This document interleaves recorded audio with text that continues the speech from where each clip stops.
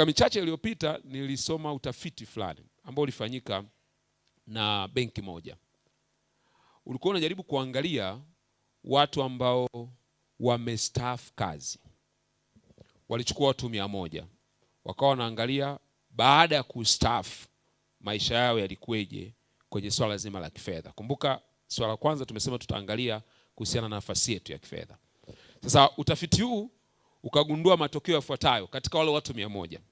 Katika watu 100 baada ya kustaafu, watu 49 walikuwa ni tegemezi baada ya kustaafu. Kwa ingawa walifanikiwa kufanya kazi miaka mingi, walilipwa mshahara pengine mkubwa na kwa muda mrefu, lakini baada ya kustaafu watu 49 katika watu 100 wakawa ni dependent, wakawa ni watu ambao bado ni tegemezi.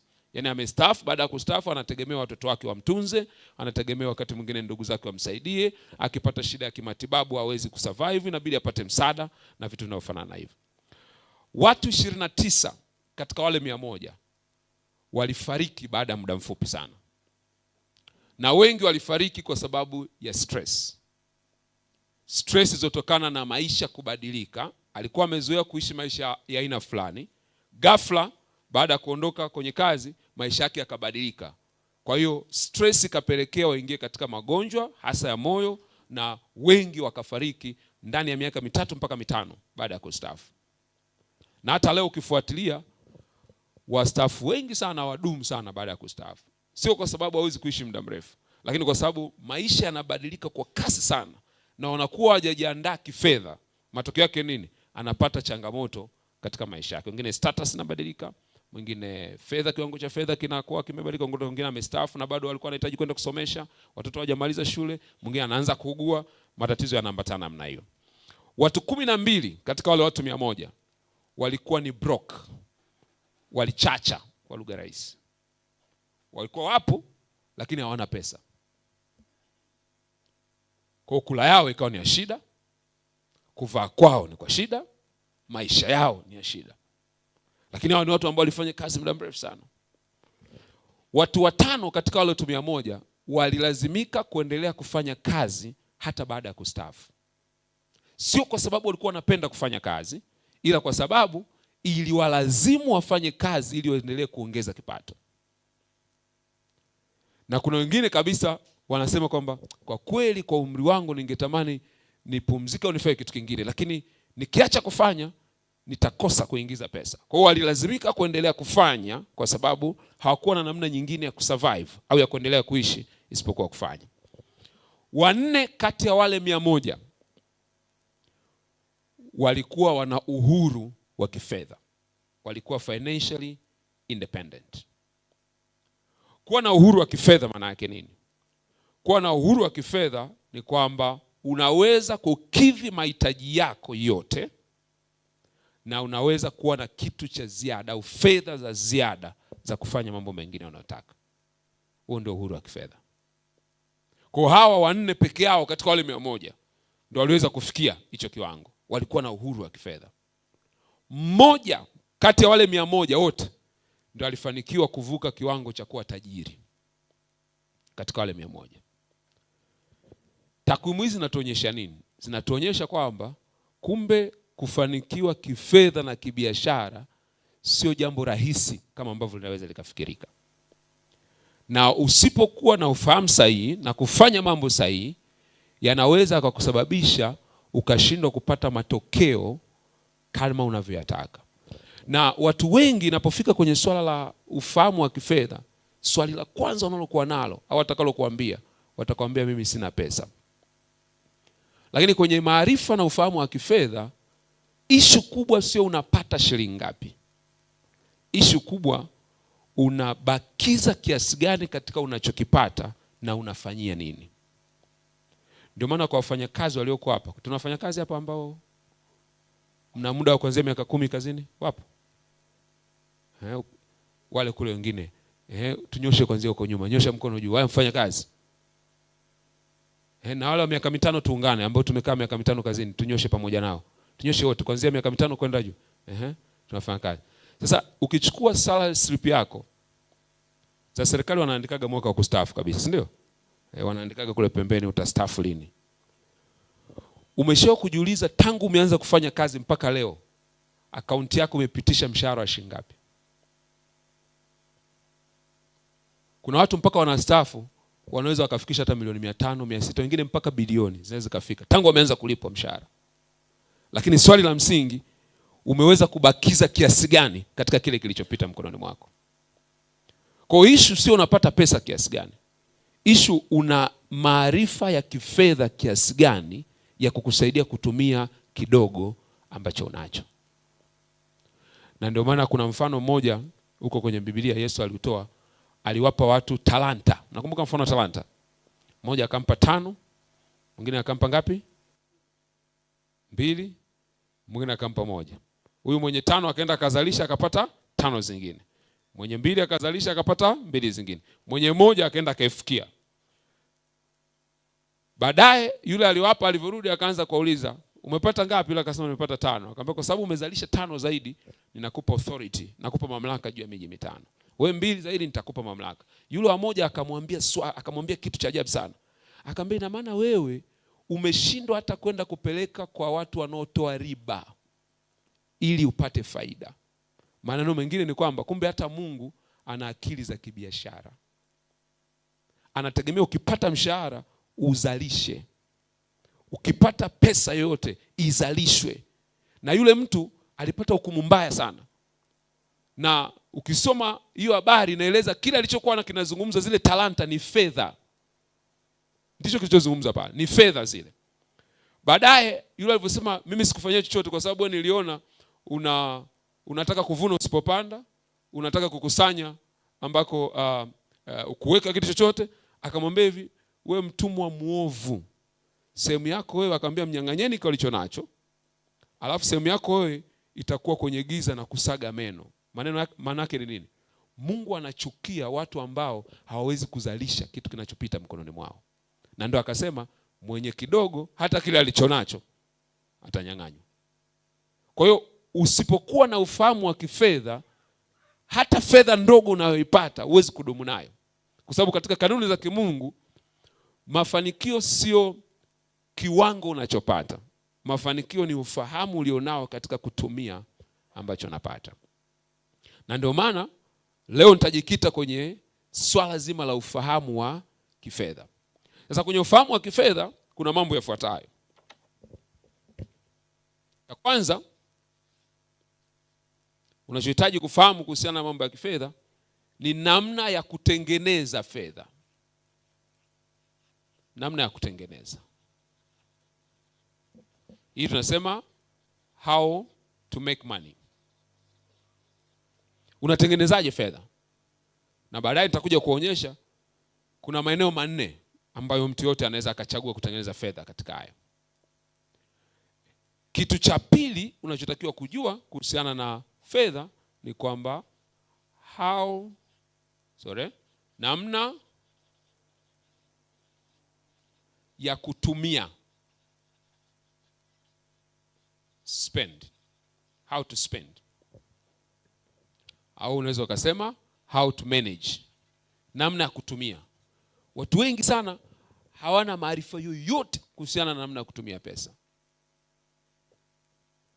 Sasa huu ni ujuzi ambao unatakiwa uwe nao. Lazima ujifunze namna ya kutumia pesa. Cha tatu, namna ya kuzalisha. Pesa inazaa kama ambavyo mwanadamu anazaa. Pesa inazaa kama mbegu ambavyo inazaa. Unawezaje kuzalisha pesa yako? Maana yake unawezaje kufanya kumultiply ile pesa ulionayo? Kwa sababu Mungu anapotaka kufanikisha kifedha, anakupa fedha kama mbegu. Na attitude yako au mtazamo wako juu ya mbegu ni wa muhimu sana kujulisha kama hiyo mbegu itapata matokeo au haitapata matokeo. Ukienda kwenye jamii ya wakulima, huwa wanahifadhi kama ni mahindi, wanahifadhi yale mahindi ambayo yamenona zaidi, yanawekwa pale juu ya dari, yanahifadhiwa. Hata njaa ifike vipi ndani ya nyumba, mbegu haiwezi kuliwa. Sasa kwenye fedha ni hivyo hivyo. Ukiona unakula zote, hakuna mbegu, maana yake hakuna future, hauna kesho yako inapofika kwenye swala la fedha. Okay? Kwa hiyo utajifunza namna ya kuzalisha. Okay? Na knowledge ya 4 ambayo unahitaji kuwa nayo, kwa tuna namna ya kutengeneza, tuna namna ya kutumia, unatakiwa utumiwaje, tutazungumza kidogo. Tuna namna ya kuzalisha, namna ambavyo unaweza kuziongeza, lakini namna ya kuwekeza. Special kabisa kujifunza kuhusiana na investment. Unawezaje kuwekeza pesa zako? Haya ni maeneo ambayo unahitaji kuwa na ufahamu kamili kuhusiana na mambo ya fedha. Na tunapojifunza biashara, kwa nini tunaweka msingi wa kwanza kabisa kuhusiana na fedha? Kwa sababu watu wengi wakianzisha biashara, shida haiwi biashara kuleta pesa.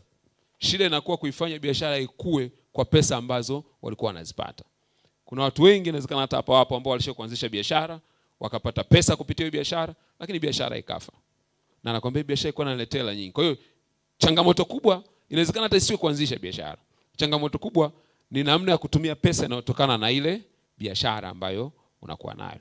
Sasa ikifika kwenye swala la pesa, tuna makundi ya watu watatu. Kundi la kwanza tunawaita poor people, maskini. Kundi la pili tunawaita watu wa kipato cha kati. Kipato cha kati. Na kundi la tatu tunawaita matajiri.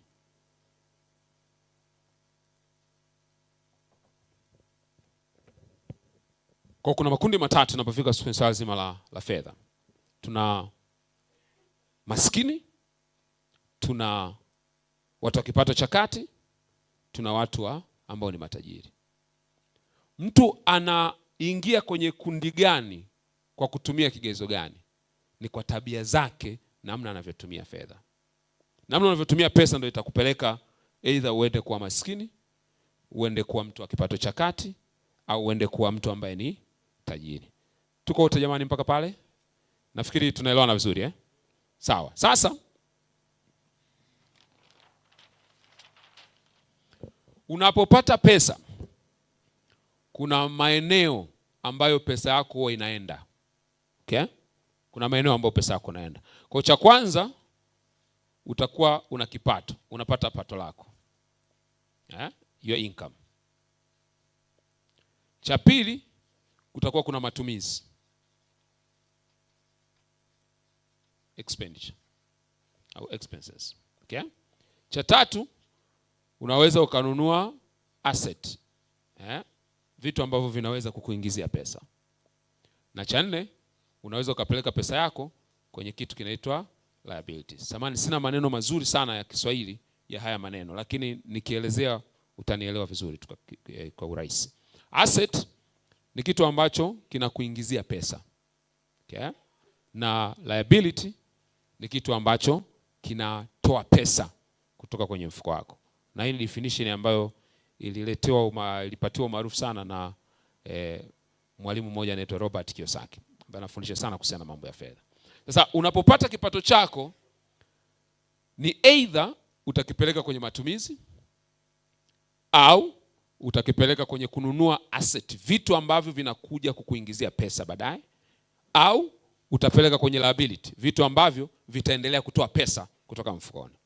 Sasa namna utakavyokuwa na tabia katika hivi vitu vinne ndio itajulisha utakuwa kundi la kwanza, maskini, utakuwa kundi la pili, kipato cha kati, au utakuwa kundi la tatu ambao ni matajiri. Kwa hiyo hawa wote wanatengenezwa kwa tabia zao. Kwa baada ya kuombewa kanisani, baada ya kufunga, baada ya kusoma neno la Mungu, ukiwa na tabia za kimaskini nitakazozieleza pale, maisha yako hayawezi kubadilika. Utakuwa tu maskini siku zote.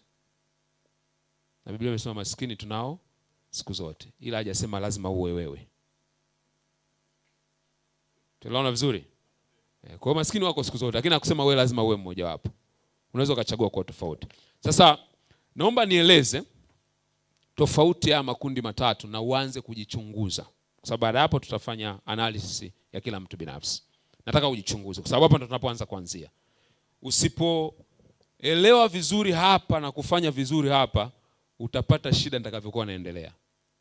Kwa hiyo nataka unielewe vizuri sana kwenye hiki kipengele hapa, kwa sababu hii ndio tathmini ya kwanza kabisa tunahitaji kabla tujaenda kwenda kuzungumza mambo ya biashara na vitu vinavyofanana na hivyo. Sasa kundi la kwanza kama nilivyosema tunawaita ni maskini. Tunaelewana wanaitwa nani? Maskini. Sasa katika mapato na matumizi yako ya kifedha kuna yale maeneo manne nimeyasema. Eneo la kwanza nilisema ni nini? Eneo la kwanza ni kipato. Eneo la pili matumizi. Eneo la tatu asset. Asset ni nini? Kitu kitakachoingizia pesa, sio? Eneo la nne liability. Liabilities ni nini? Kitu kinachotoa pesa kutoka mfukoni kwako kutoka kwenye akaunti yako. Sasa huyu mwalimu niliyemtaja Robert Kiyosaki akaja na very simple way, namna rahisi sana ya kuelezea tofauti ya hawa watu watatu. Sasa kila mmoja wetu hapa hii sasa ni accounting kabisa ile ya darasani, lakini inarahisishwa ili uweze kuielewa, sawa? Okay? Kwa hapa kutakuwa kuna kipato chako. Income yako, kipato. Tunaelewana? Hapa kutakuwa kuna nini? Matumizi yako. Expense. Kama unaweza kuchora nitafurahi sana. Matumizi yako. Okay? Kwa kama umesikia nasema income statement na nini, ndio tunazungumza hapa. Mapato na matumizi. Na hii inatakiwa uwe nayo makini. Kuna watu hapa nikiwauliza mapato yenu kwa mwezi mnaweza mkawa unajua labda kwa sababu yako fixed. Lakini kuuliza matumizi unatumiaje? Kuna watu hawajui kabisa. Ukimuuliza hata vocha unanuaga shilingi ngapi? Hajui. Hiyo ni tabia ya kimaskini. Okay? Kwa wakati unamfukuza na kumkemea shetani, jikemee na wewe pia. Chini tuna mchoro wa namna hii. Sina kama watoto wanaona kabisa. Okay? Lakini hii upande huu tuna asset. Tumeshajua asset ni nini, na upande huu tuna nini? Liabilities. Mpaka pale tuko sawa sawa? Kila mtu ananielewa vizuri eh? Sasa nisikilize kuhusiana na maskini.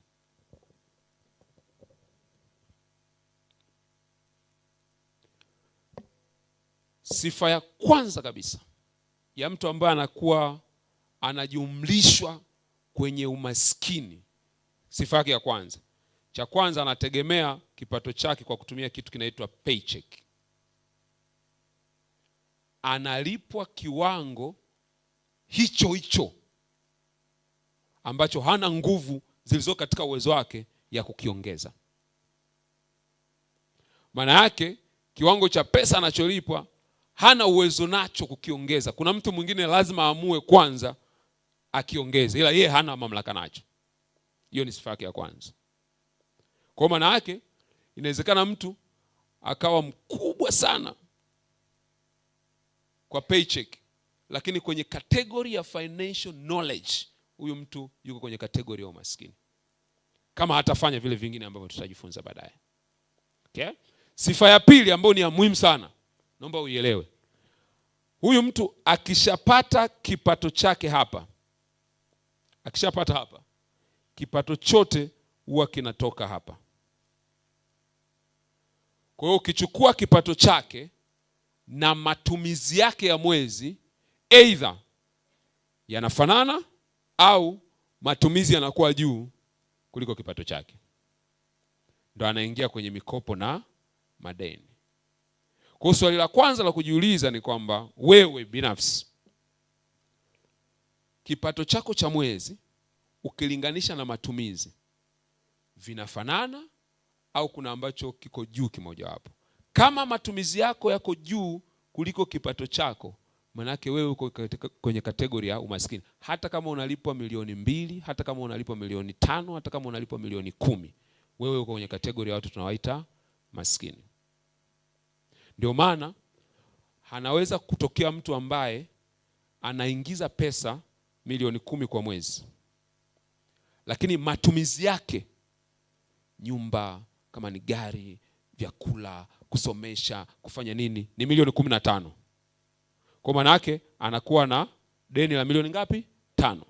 Mwingine analipwa milioni 1 tu kwa mwezi, lakini matumizi yake yote ukijumlisha ni 600,000. Kwenye utaratibu wa kifedha, huyu analipwa milioni 1 amefanikiwa kifedha kuliko analipwa milioni 10. Tunaelewana vizuri jamani? Tunabadilisha tunavyoangalia ya mambo Kwa swala sio kwamba ngoja nipate kipato kikubwa. Unaweza ukapata kipato kikubwa na ukabakia tu kwa maskini.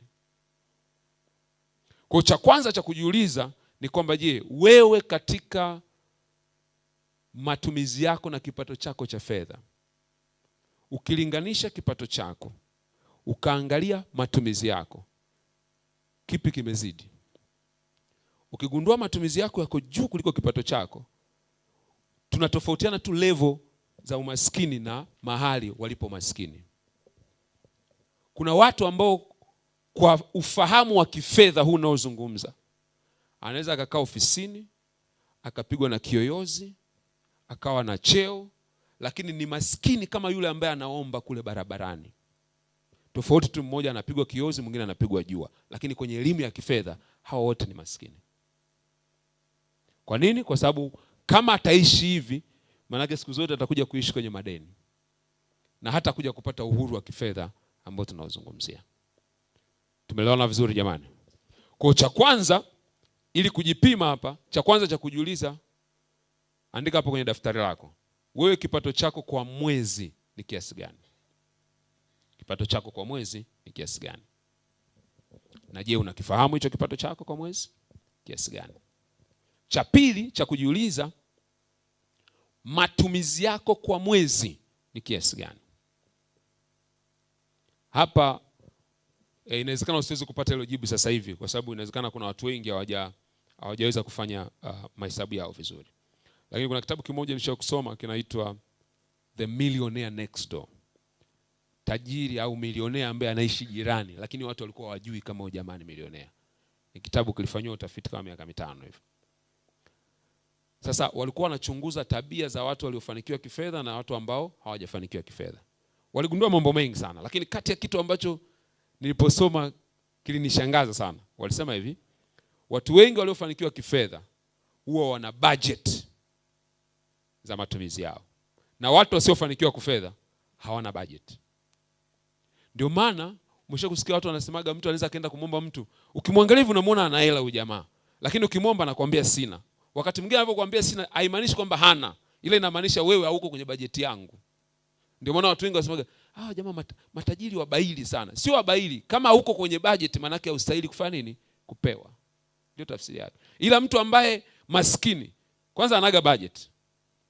Pesa tu ikiingia sasa, hivi nifanye nini kwanza? Yaani anatafuta tu vitu. Kuna watu wengine asipokuwa na pesa mpole, akipata pesa tu aonekane nyumbani, unakuta kama ile pesa inalia huko ndani, nitumie. Hawezi kutulia. Akiona tu vitu vinapita anaitisha, iko shilingi ngapi? Anataka tukununua. Yaani kila kitu anakula ovyo ovyo, anaweza akamka tu asubuhi saa 2, namna chips kuku. Hela inapiga kelele kwa sababu hana budget. Ikiisha akili ndio inarudi. Bwana naomba unisaidie sasa. Naomba hekima ya kutumia. Sasa ishaisha mbaki 20%. Usipokuwa na budget, ngoja nikwambie hichi kitu. Pesa ina tabia. Pesa ina nini? Ina tabia. Hujasikia watu wanasema, jamaa tangu apate hela amebadilika. Yaani kama ambavyo unaweza kufuatana na mtu mwenye tabia fulani akakuambukiza. Pesa na yenyewe ukiwa nayo ina vitabia vyake. Sasa tabia moja ya pesa ni hivi, usipoichagulia pa kwenda, inakuchagulia wewe iende wapi. Budget maana yake ni kuielekeza pesa yako unataka iende wapi. Usipokuwa na budget maana yake unaiambia pesa yako nenda kokote unakotaka. Na mara nyingi inaenda mahali ambako pata kutengeneza wewe kuwa maskini. Tunaona vizuri jamani? Kwa hiyo cha kwanza nataka ujifanyie tathmini. Na nikizungumza budget nazungumza budget kwa vipengele vyake. Wakati naanza kumfundisha mke wangu Rachel, mwanzoni alikuwa anapata shida sana kwa sababu sitoi hela nyumbani mpaka nione budget. Nipe budget, kama mwezi umeisha, fikiri leo atanitumia budget ya mwezi unaoanza. Kiangalia budget, tuna discuss ya kununua kila kitu. Tu discuss kubaliana ndio pesa itoke. Kwa nini? Usipofanya hivyo utanunua kila kitu. Haujawahi kuona kuna nyumba ambayo wakiwa na hela wanakula mavitu, makuku, manini, afu mwezi unaofuata maharage, mchicha, yani unakuta unajiuliza kuna tatizo gani? Unakemea pepo, sio pepo. Shetani unajua kuna vitu pia, yani tunamkemea mpaka anashangaa. Angekuwa anaruhusiwa sema Mungu jamani, hiki hata sihusiki. Yani huyu ni yeye mwenyewe. Sasa budget ni kitu cha muhimu sana.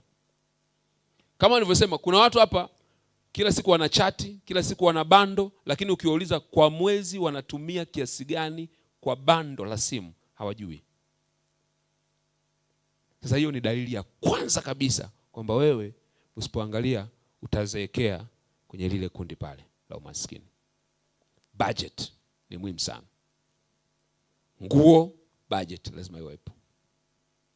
Kila kitu lazima uwe na budget nayo. Sio tu mtu anapita pale nguo nzuri ndio unakuta watu wanakupeshogo kwa lazima. Hata kama unaelewa chukua tunalipa mwezi ujao. Haiko kwenye nini? Budget. Tunaelewana vizuri jamani? Tunaelewana vizuri? Sasa kuna wengine wanafikiri kuwa na budget ni ubaili. Kuwa na budget ni utaratibu wa kimungu. Budget ni utaratibu wa kimungu. Budget maana yake ni kupanga rasilimali gani ziende wapi kwa vipaumbele ulivyo navyo. Ndio maana budget. Ndio maana hakuna serikali ambayo haina budget. Taasisi zina budget. Sasa wewe kwa nini huna budget? Budget ndio inakuambia kitu gani kitangulie na kitu gani kifuate. Budget ndio inakuambia jinyime hiki kwa sababu kuna kitu cha muhimu zaidi unataka kwenda kukipata. Usipokuwa na budget hakuna kitu utaweza. Na ndio maana unakuta kwa mfano kwa kukosa budget kuna watu wengi sana wanakuambia special kwa mfano makanisani. Sasa mimi kwa kweli fungu la 10 nimeshindwa kabisa kutoa. Kwa nini? Hela yangu ni finyu sana, ni ndogo sana. Sio kweli.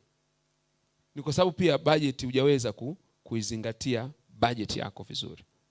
Kwa sababu budget ni priority, ni kipaumbele. Kwamba pesa ikiingia tu, hiki ndio cha kwanza nitafanya, hiki ndio cha pili nitafanya, hiki ndio cha tatu nitafanya. Usipokuwa na budget kitakachotokea ni hivi. Ukiwa unapata hela tu, kila ukipata hela, especially hela nyingi wakati mmoja, ndio kutatokea matatizo makubwa kwenye familia yako. Kila siku utasikia, yaani unashangaa mimi nikipata hela sijui inakuaje. Yaani nikipata tu hela, simu, mjomba amefanya hivi, huyu amefanya hivi. Yaani kama vile wanasubiria hela na unashangaa wamejuaje? Kwa sababu discipline ya pesa iko ni kwamba usipoipangia matumizi, yenyewe itahakikisha inatafuta matumizi ambayo lazima yatumike. Tumeelewana vizuri jamani